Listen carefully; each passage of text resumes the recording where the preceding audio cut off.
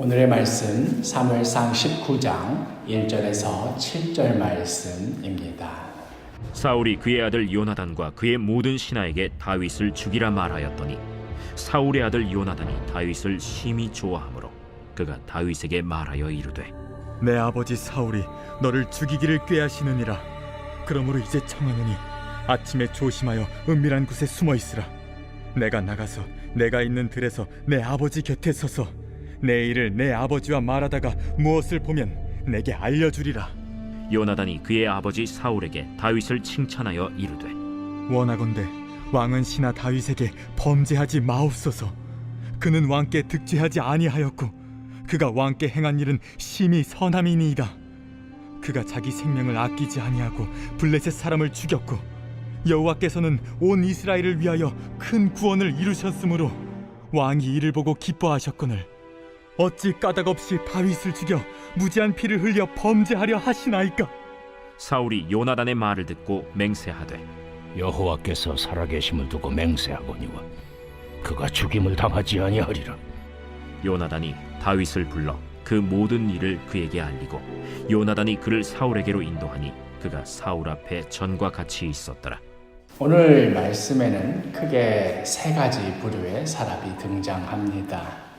먼저는 다윗을 지독히도 미워했던 사울 왕, 그리고 다윗을 죽이라는 사울 왕의 이 부당한 명령에도 이렇다 할 반응을 보이지 않고 그냥 묻어가려는 신하들, 그리고 마지막으로 이 사태를 어떻게든 해결하려 하는 요나단입니다. 사울이 다윗을 지독히도 미워하는 데에는 자신이 가지고 있던 기존의 질서가 다윗 때문에 계속해서 위협받는다고 느꼈기 때문이었습니다. 사울이 꿈꾸기로는 사울의 통치 아래 블레셋 세력을 이스라엘 땅으로부터 몰아내고 또 외적으로부터 나라를 지키고 그리고 이제 이 나라를 자신의 아들 요나단에게 물려주는 것, 이것이 바로 사울이 꿈꾸던 미래였을 것입니다.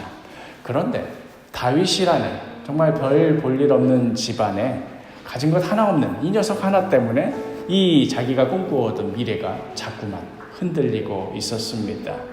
이 다윗이 존재하는 한 자신이 열심히 싸워서 블레셋을 몰아내도 외적으로부터 나라를 지켜내도 아무 소용없는 짓이었습니다. 기껏해야 죽 써서 개 주는 격이었습니다.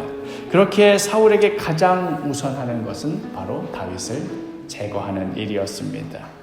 처음에는 은밀하게 진행되었던 이 일이 이제는 대놓고 노골적으로 진행하게 되었습니다. 모든 신하들이 보는 앞에서 다윗을 죽이라 이렇게 명령했던 것이지요. 이 명령을 듣는 신하들 중에서는 다윗을 좋아하는 이도 있었을 것이고 또 사울의 편에 서서 다윗을 미워하는 이도 있었겠지요. 그러나 그 어느 쪽이든지 간에 이들 신하들은 이렇다 할 아무런 행동도 보여주지 못하고 있었습니다. 사태가 어떻게 진행될지 관망하는 쪽이었습니다. 상황을 지켜보다가 자신에게 유리한 쪽에 붙어보자 하는 그런 심산이었는지도 모르겠습니다. 그러나 요나단은 달랐습니다.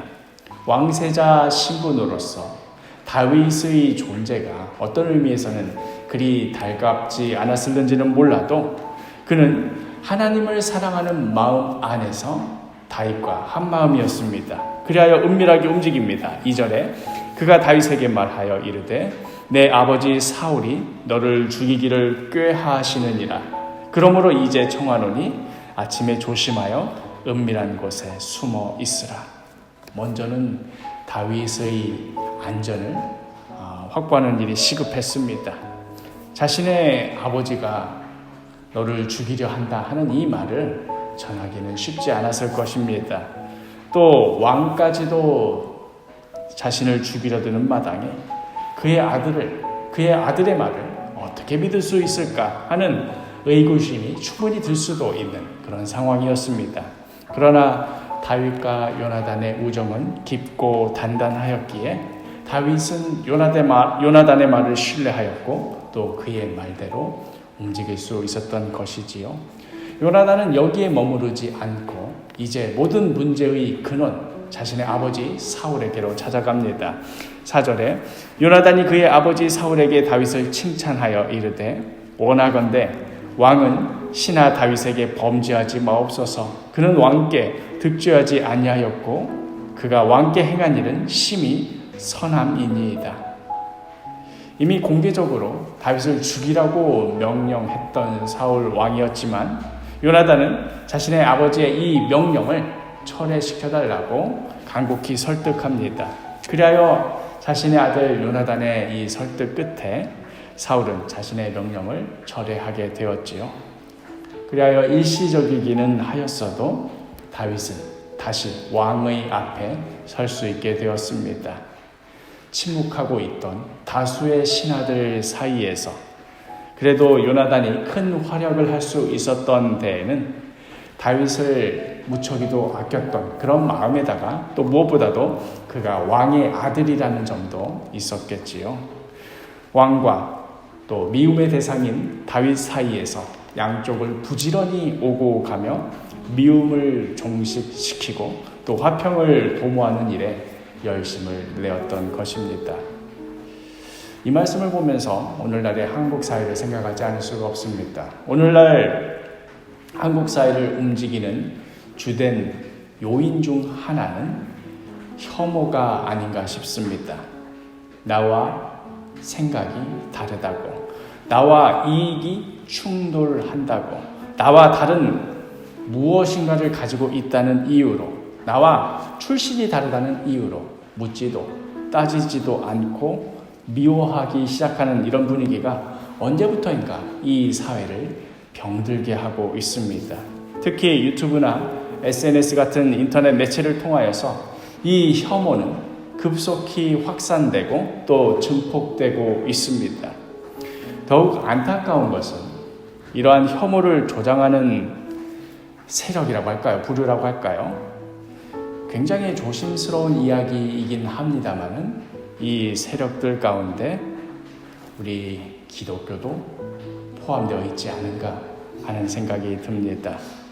혐오를 조장하는 세력이자 또 동시에 혐오의 대상이 되는 그런 기독교가 된 것이지요. 예수의 사랑을 전하며 실천해야 할 우리들이 어쩌다가 이런 지경이 되었는가 하는 자괴감이 들기도 합니다.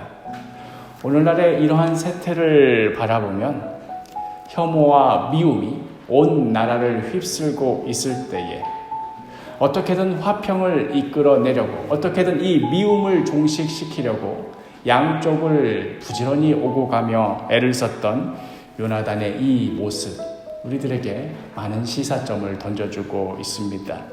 죄인을 사랑하셨던 예수님의 그 마음을 본받는 자이기에 우리 그리스도인은 이 땅에서 혐오를 종식시키고 화평의 나라가 될 수 있도록, 용서의 나라가 될 수 있도록 힘써야 할 것입니다. 우리 작은 것에서부터 시작합시다. 가까이 있는 사람부터 우리 미워하지 말고 용서하며 화평하며 삽시다. 또 세상 가운데 범람하고 있는 이 혐오의 언어에 우리도 같이 휘둘리지 말고 오히려 용서와 사랑의 언어로 대응합시다. 오늘 하루도 예수님의 이 사랑을 이 땅에 실천하며 혐오의 자리에서 용서와 화평이 임하게 하는 우리 모든 그리스도인들이 되기를 간절히 축복합니다.